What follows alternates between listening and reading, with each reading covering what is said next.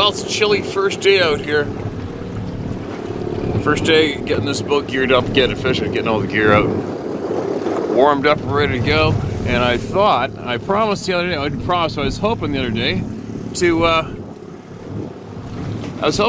to show our friend Jerry, who's in the hospital right now, some sights she may not have ever seen. So to be certain that she gets to see this, here we go. This is Barkley Sound. This is the Broken Island group.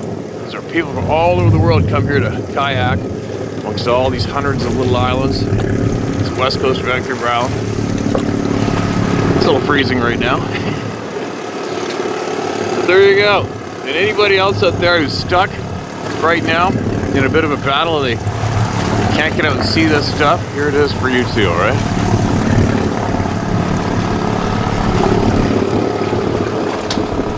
Not too many people out here yet.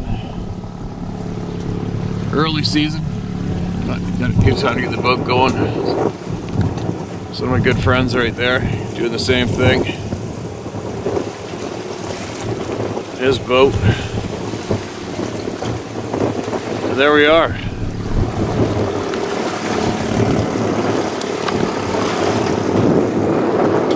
It is cold. But anyway, there you go. Maybe I'll be able to catch a fish for dinner tonight. And sometime today, maybe tomorrow I'm gonna head back and I'm gonna hit the river. See if I can't get that perfect underwater video clip of a steelhead. And then get a whole pile more voices heard. There's a shit pile in line, I'll tell you what. There's probably, there's probably a shit pile of people in line to try to get a whole pile of truths out now, today. Not just on this topic, many others, right? As all the good people finally are banding together and fighting back against the controlling, filthy, dirty pricks. There you go, I'll be back shortly, unless I fall off the boat.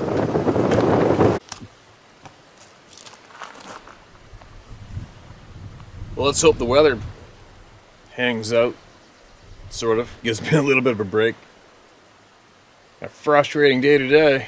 Went out in the ocean today. But it was probably blowing 20, 25. And then rollers. Caught a couple fish, but small fish, a lot of small fish on average, let them all go. Weather's kind of shitty. So I thought I would rip up the road. I'm on the coast right now. West coast of Vancouver Island. So I thought I'd rip out to Steelhead River and see if I might be able to go get some fun there. And the river's frickin' flooding. I'd become a missing 411 case if I tried to cross that river today.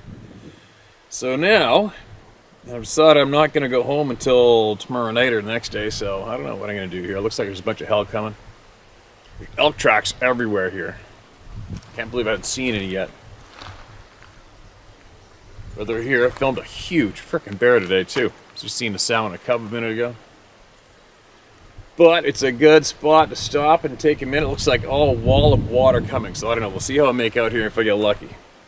Jerry and Scott, if you're still hanging out in front of this goopy screen, we're all here with you again today, all right? We're shoulder to shoulder together, all of us. Edgar, you too. I don't know if you're watching us, Edgar, where you are. You seem to come and go and disappear.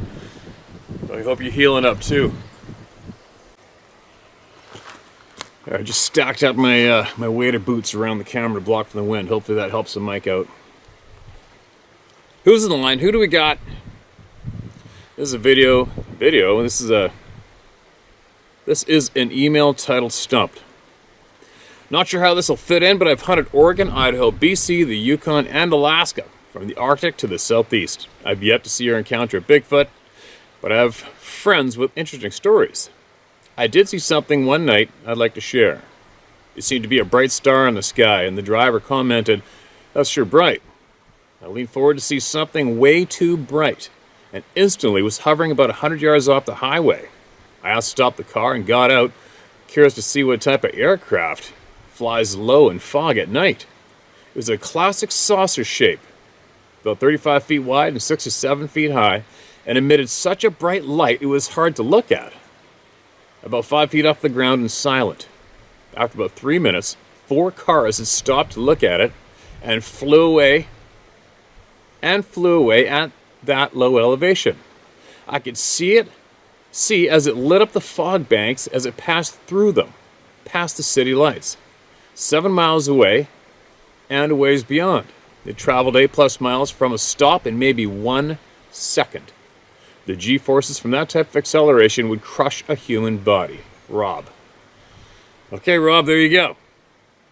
That's a different kind of club of no return, but because you've seen that, how many times have you seen that in all your travels and all the different places you've hunted? Never, right? All of a sudden, bam, there it is in your face. That is the absolute equivalent of all of a sudden one day you may be somewhere and bam, here's this great big tall stinky hairy thing staring at you in the forest. It looks like a man. That's how it happens. It happens just like how that happened to you. Exact same thing. You've been what? How long have you been alive? By all those hunts you've described, I'm guessing you're probably 50 plus. I would guess. All those hunts, all that life you've lived, and you have never seen a flying saucer in front of your face ever once before. Heard about them all your life. Didn't know what to make of it. Bam, you got fed that steak right in your face and you didn't even ask for it. Right? That's the exact same thing that happens to thousands of people. Tens of thousands, hundreds of thousands, possibly, I guess, around the globe. They see these hairy people, right? These hairy, large-ass frickin' people who live in the middle of nowhere. And right next to us. I've seen some goofy things in the sky. I haven't seen anything up that close. I don't crave it. Do I believe it? Of course I do. You'd have to be I won't start insulting, but you're going to be very, very mentally challenged if you cannot listen to the eyewitness testimony of tens of hundreds of thousands of human beings who didn't ask to see this shit, right? But anyways, Rob, thanks for sending that in. Although I'm not looking for people to send in UFO stories. There's far too many of them. It's too common. And now the sleazy control pricks we also call the government have alluded to the fact that the UFOs are real today. There it is, my first fish. The boat works. Come on up to the camera. Oh, there he is. Not a big one. That's the very first fish. There we go. This one's called Grandpa's Fellow Log Truck Driver. Howdy, Stephen. I was 14 years old. My folks and I went to Yavolt. Okay, here's another one. Now I'm going to sound like that crotchety old guy. It's spelled Y-A-C-O-L-T, but it's pronounced Yavolt. Well, why don't they spell it that way? All right, moving along. Yavolt, Washington, to visit my grandparents. We're all gathered in and around the kitchen, everybody talking to somebody. Several were dunking freshly baked and buttered bread into fresh perked coffee. Even my grandparents' dog, Peggy, was guaranteed to be included in the showering of attention. My grandpa started to tell my dad about a fellow log truck driver of his who, a couple weeks earlier, had quit his job. I believe my grandpa called him Dwight. They've been hauling out of Battleground, or Chalachi? Prairie. Don't recollect. Might even be Shalachi.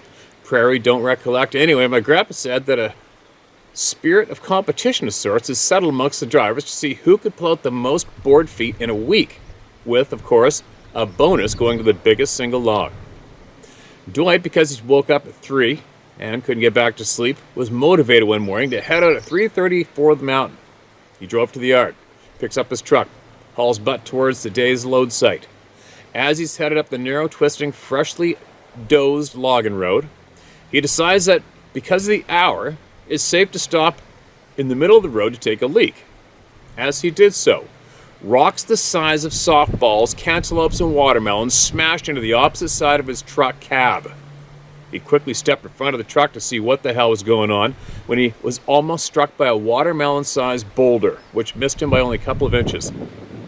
The reason it came so close is that he was stunned to see a little bit of the headlight shine reflect on the body of two large, hairy, upright beasts of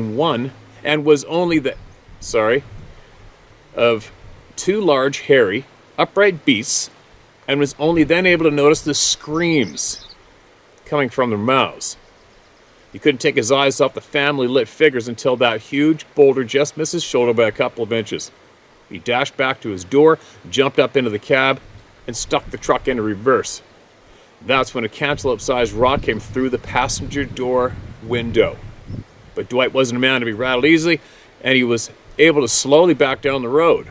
He knew these roads and knew better than to go fast because the ravines were steep and you would end up not coming home from work that day. Both of his windshields were busted and his side view mirror on the right side of the truck as well. When he had found a place to turn around, he did so and drove slowly back down the mountain the way he always did. About a mile before he got back to the yard, he passed one of his fellow drivers heading up, but he didn't flash his one remaining headlight at him to warn him of something bad ahead of him, like maybe a John Law.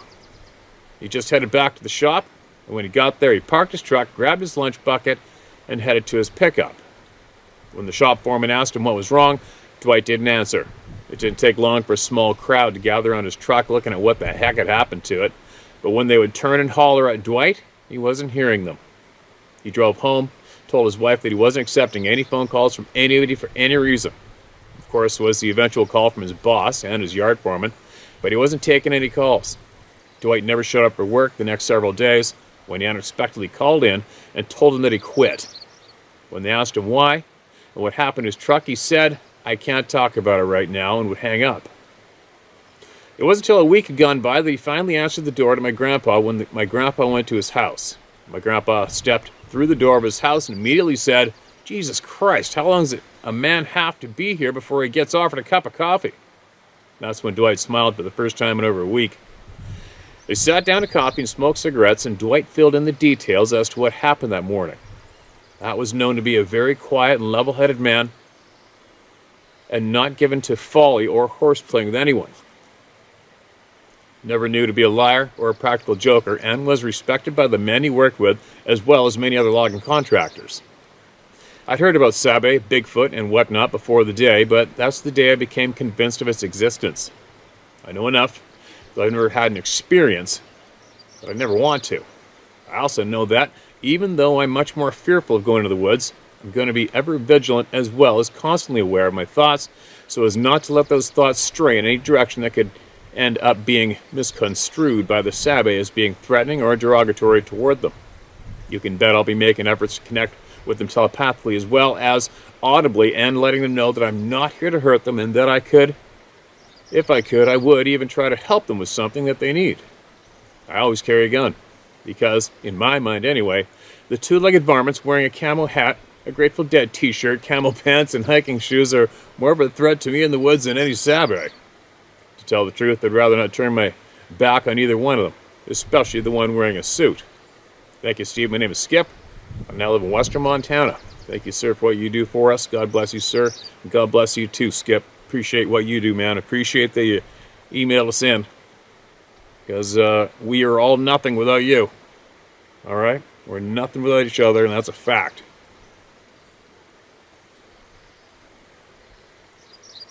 More people inducted into the Club of No Return. Didn't ask for it. Wish they hadn't, without a doubt. So you travel that way. About, I don't know. If I had to guess, probably about, you go 10 kilometers that way. And that's borderline where it gets into what I consider a freaking hotbed from hell. When it comes to people having these experiences just right over here. And everywhere around me. Sporadic, but you really want to get into it, you go that way 10 kilometers. And then for the next 30, 40 kilometers after that whole zone. From there to the beach. The Walbrand and Carmana. National parks, right? National parks. You know, my friends tell me of their experiences there directly to me. That was what's kind of made me finally go, huh. Alright. Well, maybe everybody raising the alarm about national parks might have something there. Right? It just might be a direct link between the two. Intentionally. That's what I'm saying. Because just because a national park doesn't mean there isn't any humans in there. Human beings seem to flock to national parks, although they don't normally go deep into them. They're too big. The average person always stays on the man-made trails, right? Which I'm grateful for, because it keeps the majority of those people out of my zones. because I don't use parks. I don't use park trails myself, but anyway, let's get another one shared. It looks like I'm going to get away with the weather here. No rocks are being thrown at me from above in the timbers. That's a good thing. This is titled Stranger Than Fiction.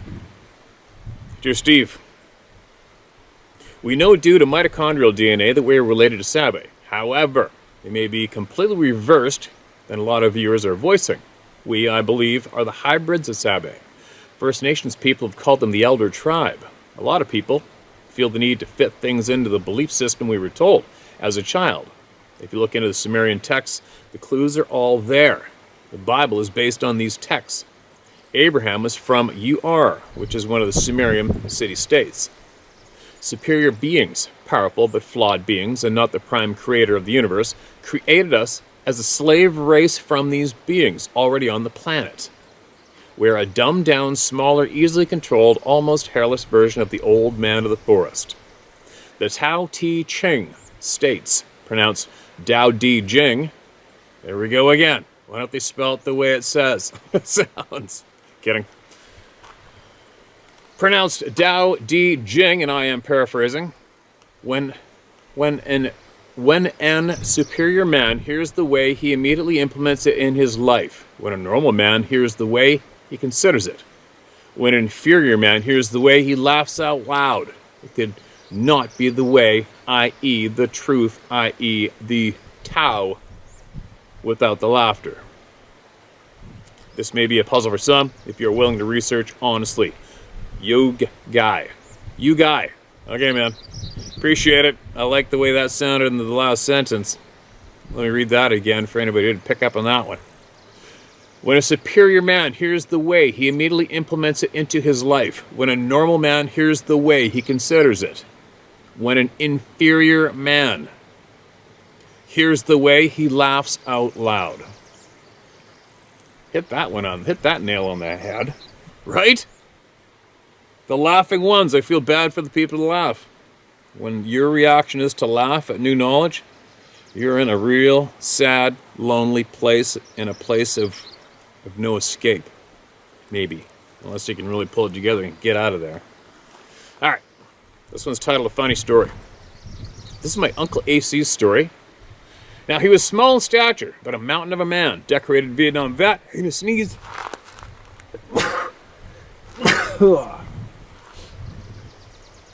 Excuse me. He had buried a dog behind his barn the day before. He, like me, was always an early riser. He's on his porch drinking coffee when he saw what he thought was a wild hog. He grabbed up his 708, and went to get closer because of low light. He crept around the barn and rested his rifle on the corner of the barn. When he got a scope on it, it stood up and looked right at him. He instantly dropped the gun and took off running. It did too, in the opposite direction. He cleared the fence, the 4-foot fence, without even putting a hand on it, and almost knocked the screen door off, getting in the house. They lived very close to the famed Boggy Creek. When he told this story, he would always laugh, and all the rest of the family would too. But he never let this stop him from telling it. This is what defines a man. Did not either take the rejection personally, or did he let it stop him from talking about it. He was a 120-pound max, but a true mountain of a man. I'll bet he was. Appreciate that one. Short to the point, matter of fact, and there you go. Take it or leave it. And I'm sure is what he would probably say after telling the story with people, right? Probably says it still today. Just had a Bigfoot prints. Hey Steve, my name is Randy Dunn. Feel free to share my story. I'm 68 years old and I live in Northwest Ohio, about 4 miles from Lake Erie, the way the crow flies. I've hunted most of my life, small game, waterfowl, and deer mostly. Our area is small woodlots and farmland. Corn, soybeans, wheat mostly. A lot of marsh and land near and around the lake. I swear I either heard 2 little quick whistles about me to my left or it's a bird. I'm not going to look until I finish this anyway. I have a pond and small woods in my property where I deer hunt. In October 2019, my daughter came over to help me with putting out corn on my bait sites. As we were busy with this, my daughter yelled at me and said, "Dad, come and check this track out." Her eyes were as big as saucers. The track was close to 14 inches long. She stood beside the track. Picture I sent. Her shoe was size 10. The track was about 4 inches longer than her. She said, "I've never seen a track like this before, only in books or on the internet. I'd like your thoughts on what the creature could have left this track. I truly believe these creatures are among us. Southeastern Ohio has many, many sightings. I've reread almost 20 books on the subject and watched and listened to everything I can on the Bigfoot subject. By the way, your book is awesome. Keep up the great work you're doing. People need your voice, Steve.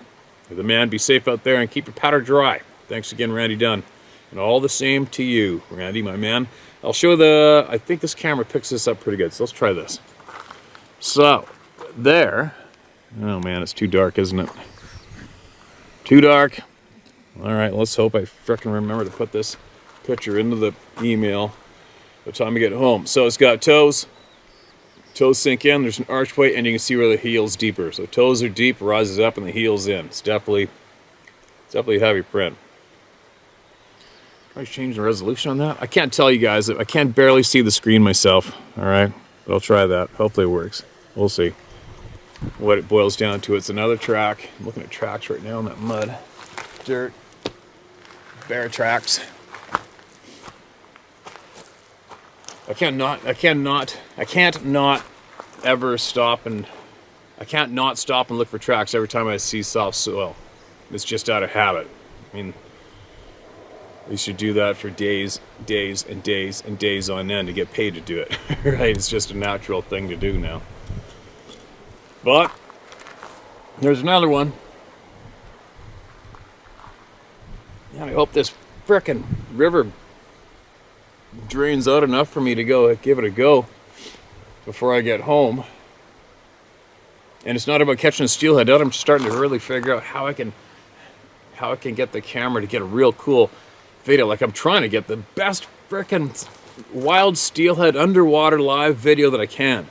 And what I think where I've been screwing up is I send the camera straight 90 degrees down the river.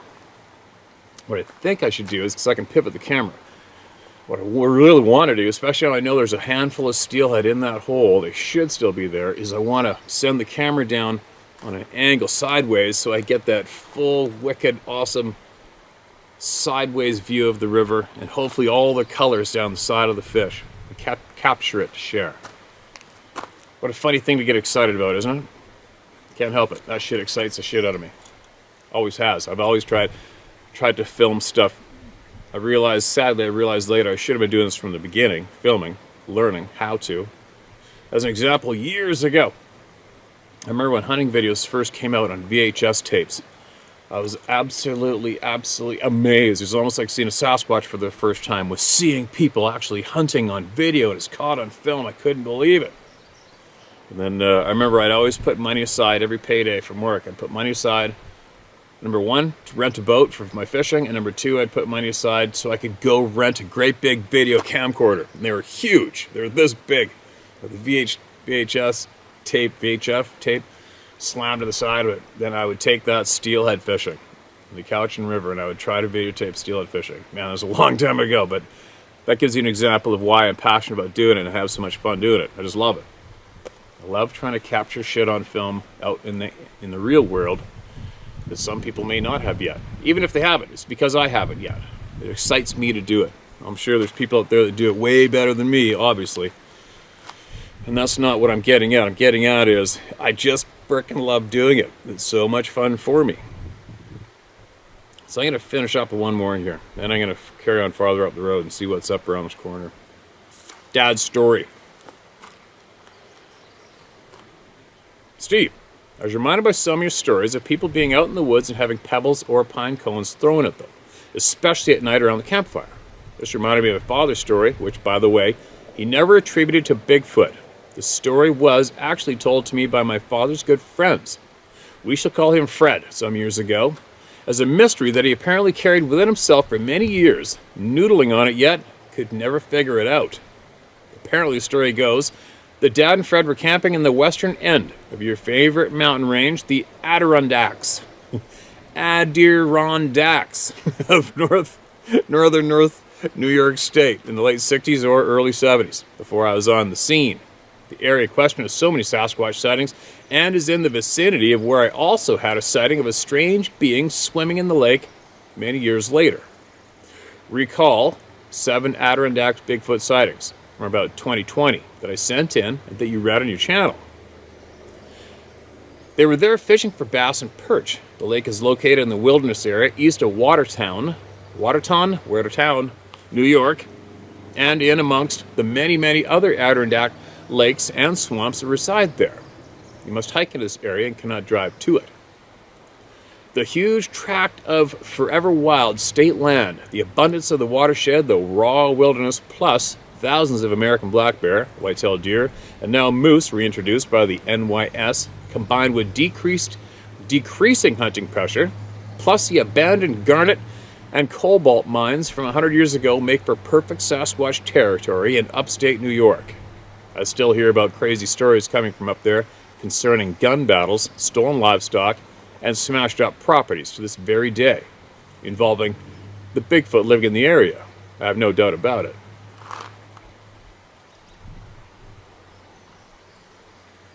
And I think the numbers are increasing. Many more people seem to see them now than years ago, plus the state police and forest rangers no longer deny their existence anymore. Progress? The Ape Canyon of the East.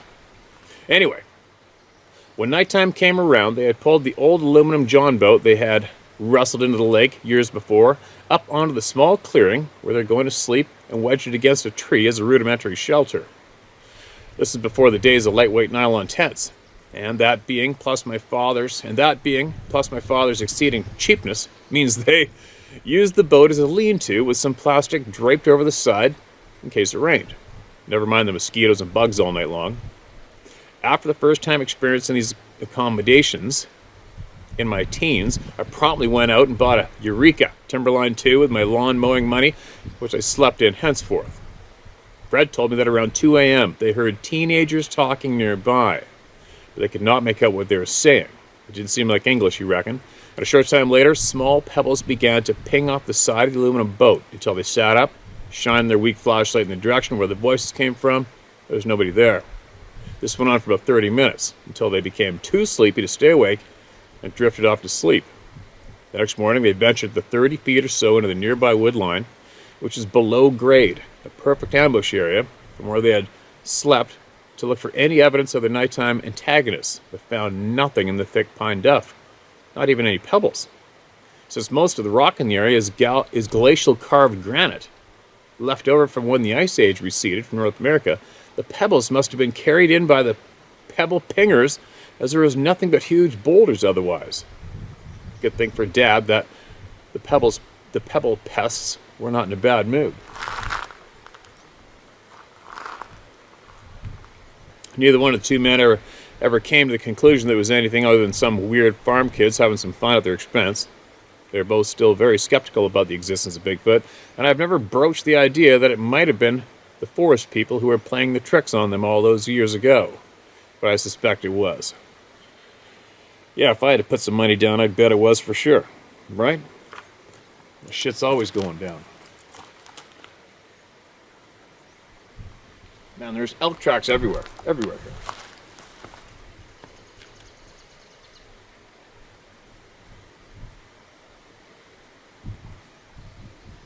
Alright. Enough of that. I'm going to carry on up the road. Hope it doesn't pour like cats and dogs again until at least after tomorrow. I'm going to go back to the dock, work on the boat, visit my friends in this shit-eating weather. And then maybe, I don't know what I'm going to do tomorrow. We'll see. Either going to go film a steelhead or catch some salmon, or, I don't know, go somewhere really cool and make some more of these videos and hope that all of our friends who are having challenging times right now pull through. So there we go. I'll be back shortly. Well, there's the view. I just crossed the valley. Never been up on this hill before. I made my way up to the top. And where I was earlier, I guess that would be yesterday's video, I filmed from right up top of that hill. Right up there. Right. Come on, camera. Oops, sorry. Right there. Oops. Sorry. Right there. That's where I was earlier. And I managed to make my way across the valley. And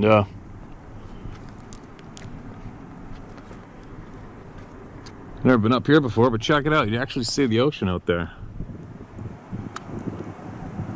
Barkley Sound. Kinda. I guess on a sunny day you'd see a lot.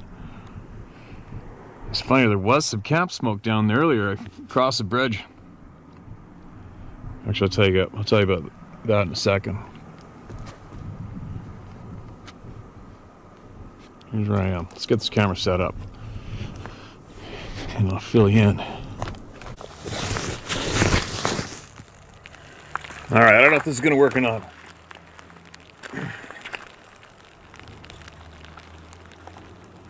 I've got my my fishing jacket on it wrapped around the camera to block it from the rain. Anyway, it's kind of funny. I went all the way up the valley, went to where those huge falls are that I've been fishing out a few times. And I was looking at all the elk track and everything, and I was coming back. I saw some campfire smoke coming up from the logging road bridge. Goes across the river, and I look down, there's a couple guys down there kind of looking up, because this is in the middle of, kind of somewhat in the middle of nowhere, right? And I'm looking down at them off the bridge. And one guy had camo from head to toe, and I saw a pack frame. I'm like, okay, they're bear hunting for sure. And I just saw there was a bunch of bear sign up the head of the road, so I spun around and went down there. So, you guys after a bear? And it's kind of funny, whenever you approach somebody in the middle of nowhere, they're kind of looking at you like... Especially a dork like me comes bouncing out of my truck. Hey, what's up? You guys after bears? You know, and they're like, yep. Oh. And I started bullshitting with them, told them where there's one up there anyway. Have a little talk with them. But it's kind of funny how people... I can read people like a book, and you can tell when somebody's uneasy. You know, these poor guys were uneasy almost the whole time I was down there talking to them. They finally eased up and realized I was legitimately a semi-normal person who wasn't out to attack them for bear hunting, or I wasn't an axe murderer or whatever. Well, I might be an axe murderer. You never know. There's still time. But anyway, that's my exciting moment from the day so far. And it's drizzling right now. I don't know if I can do this outside or not. I'm going to try. So I like it outside no matter what. But the drizzle might cover the phone screen, and the drizzle might cover the glasses. There's big, huge, oversized off-road gravel trucks working in the valley below if you hear any weird noise. Let's see if I can squeeze this one out real quick. Lifetime of Alabama, Sabe, and others. Well, let's do want to start by saying thank you for everything you're doing. It means more than you'll ever know. This is a long one. If you don't share, I completely understand. We're in. Go for it. But if you do, please don't share my name. Uh-oh. Did you share my name? Your name? No? Alright. I'm a keep to myself outdoorsman and family man, and I live right in the center of Alabama. I've had several weird encounters with these Sabe people over my lifetime. These encounters with Sabe happened in the gap of the mountain on the edge of the Coosa River and in the Union Grove area of Chilton County, Alabama. The first two encounters happened in the same year, about 2 weeks apart in 2006. First was a tree knocking at around 11 a.m. while I was standing with my dad on the edge of a logging road walking back with the truck. Second was around 9 a.m. while my dad and I were skinning rabbits by a creek. Something threw rocks in the creek right beside us. At first we thought it was a hunting buddy playing tricks until I saw a rock fly out from behind a group of downed trees about 75 yards away, and the rock was as big as a 1-gallon milk jug. I didn't realize these were encounters until I started listening to other people's stories. The next encounter happened in 2008. I just got my driver's license and hunting license, so I was able to hunt alone. I was on my way to a tree stand about an hour before sunlight when something screamed at me, and I could tell it was clearly pissed. Steve has scared the shit out of me. So I turned around and started quickly walking back to my truck. It followed me 700-something yards all the way till I made it to my truck. See, that shit sucks. That's not nice at all. Something kept on telling me, move faster, get out. I've never been that terrified in my entire life. In 2009, Steve, I had my first and only sighting and put my puzzle pieces together. It was in the high 20s this day, and I went and set up on the edge of a 2-year-old clear cut to see if I could catch a buck chasing does. At around 8:15 a.m., I saw 2 does come running into the clear cut out of the timber at about 175 yards. I got my gun ready, anticipating a buck chasing them. About 15 minutes later, I saw this weird-looking animal come out, kind of on all fours, but it was walking really weird. I sat up in my seat to get a better view, and this thing stood up and looked right into my eyes. I was in between shock and what I felt like a mental breakdown. This Sabe had grayish-brown skin and dirty blondish brown hair. It was skinny and was about 5'7" to 6 foot in height. I'm assuming is a juvenile.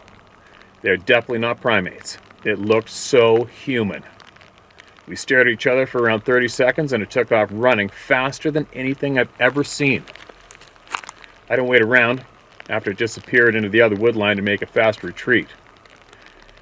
Over the past few years, I've heard crazy screams/yells and wood knocks behind the house. And luckily, that's it.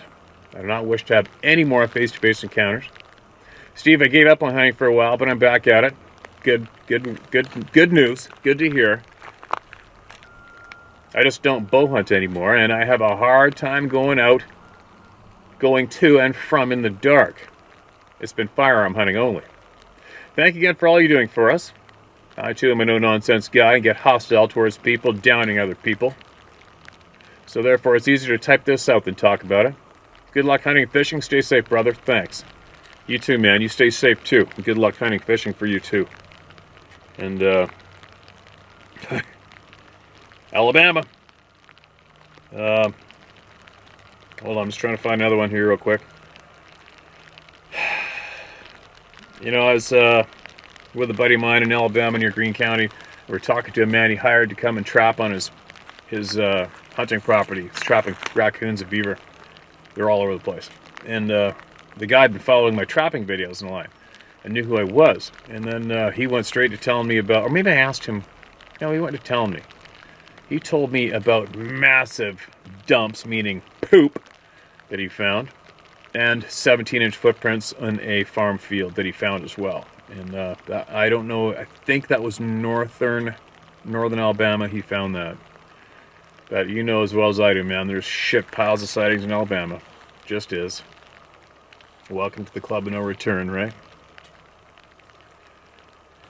Somebody else is going to be nodding up and down with what you saw, and somebody else has probably seen that same thing that you saw too. You wait, they're probably going to write in or comment about it in the section below. This title's short but sweet. Hello, Stevie. My husband found your channel last year. We appreciate you using your site for a platform to bring people together to share their stories where most people would laugh at you. I sent you a story about aliens I've seen, but this one is not about that. We were in Sedona, Arizona, my favorite place in the world. So beautiful. May 3rd, 2022. The second day in our trip, my husband woke up, his back hurting. It was around 3:30 a.m. I got up to see if there's anything I can do. He was sitting in the chair by the sliding glass door in the timeshare. I opened the slider and stuck my head out and said, "Good morning, Sedona." Just then, I just heard a loud sound. My husband said, "Did you hear that?" And I said, "I did." And then kind of puzzled, I looked at him and I said, "What do you hear?" He said, "Coyotes." Just then a pack of coyotes started howling. I said, "That's not what I heard." And he said, "What did you hear?" And I said, "A powerful low moan or howl throughout the whole valley." My husband asked me what I thought it was, and I said it was definitely a Sasquatch. I said, "I've never seen one, but I've heard that sound before on your YouTube channel, Steve." I stuck my head out again and heard nothing. I didn't see anything, just heard it. And to me, it sounded very sad. I told my sister the next day, and she laughed. And I told her, "Laugh all you want, but I know what I heard." Thanks a lot, Steve, for your channel, and I hope the best for you and your wife. Stay safe. Thanks for sharing my story. You can use my name, Sally DeYoung from California. All right, Sally.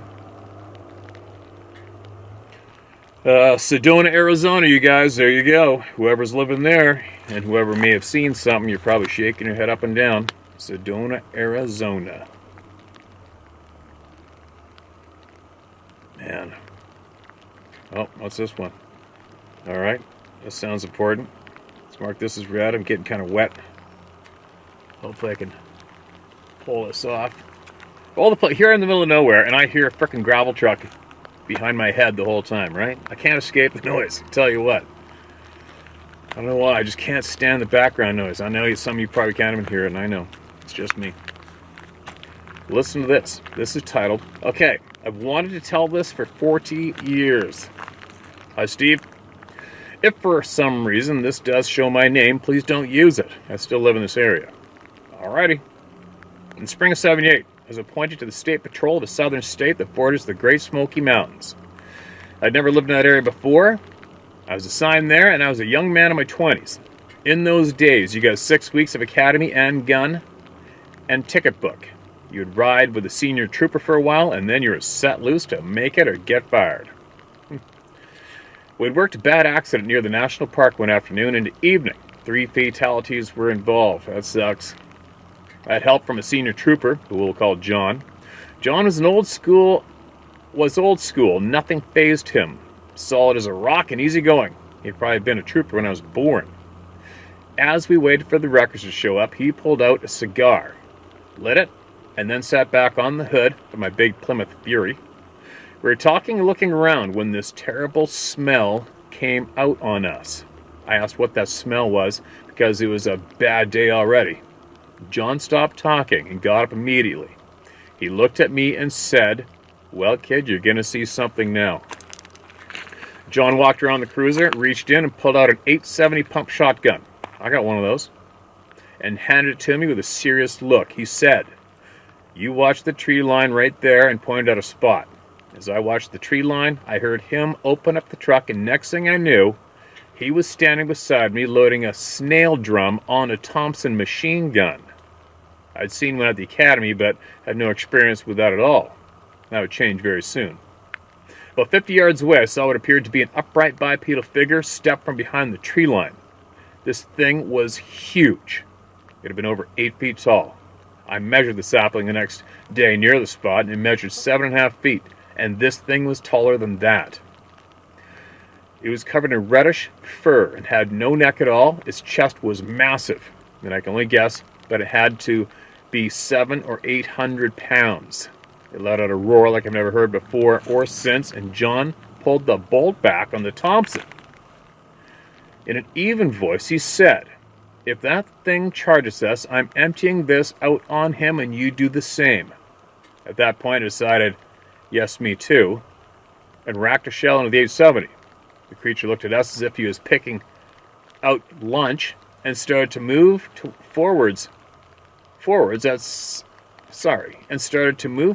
some, at which point John cut loose with about a 5-round burst over its head.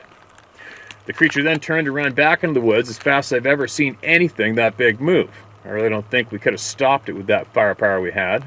We had no comms other than the cruiser radio, and not another trooper was within 40 miles of us.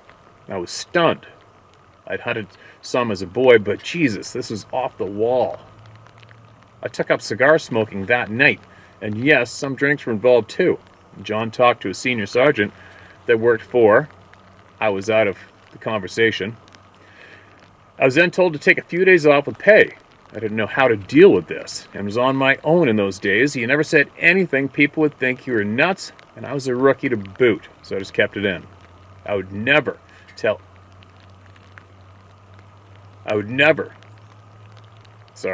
anyone this story other than the troopers for 34 years later, after I retired from Highway Patrol.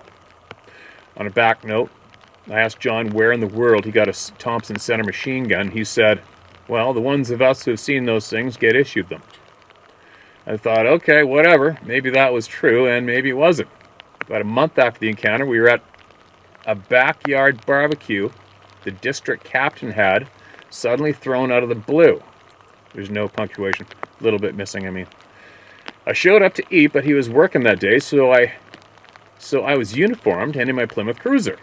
After I ate, I was called inside where the major and 2 other district captains were playing cards.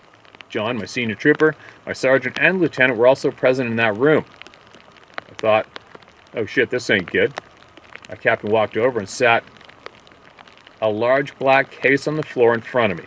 The case had a large red cross on it like it was a med kit, but it wasn't. The captain looked at me and asked, "Well, Trooper, you saw it, didn't you?" To which I said, "Yes, sir, I saw it." He smiled and said, "Yeah, we all did too, and we all got one of these." The major got up and said he saw his back in the early 50s. I was then given instructions to never use it unless I was involved in another encounter with the creature. At that point, they said, "Kill it if you have to, but come home, that's all that matters, and we'll deal with it." I carried that case in my trunk for 34 years and never had cause to use it, but I did feel better having it.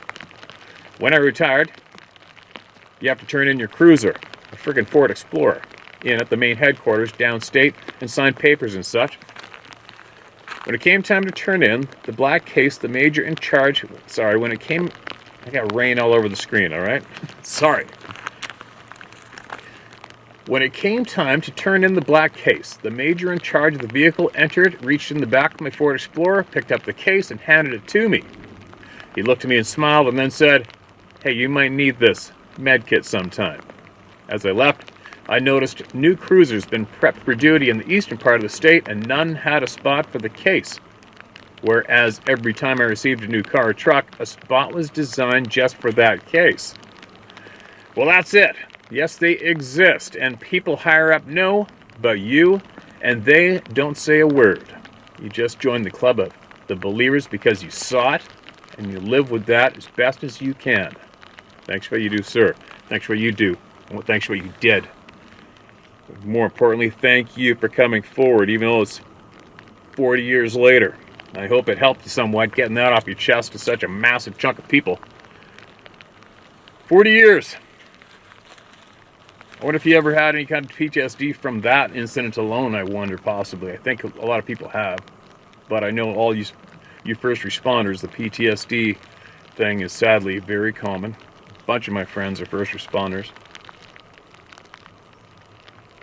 And yet they still don't inform the public, right? They still don't inform the public. Even the unfortunate police officers that see these things, the military guys that see them, and all the above have been dedicating their lives to protecting the people. But unfortunately, we're not allowed to tell the people the truth at the same time. It's kind of weird, isn't it? Kind of wrong.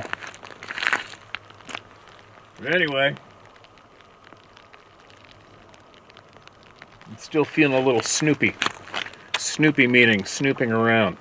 This is what I like to do. I like to just go snoop around, go up these old logging roads that have never been used for a long time. Snoop.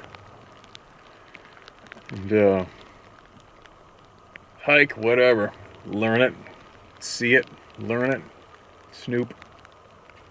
And film shit if you see it.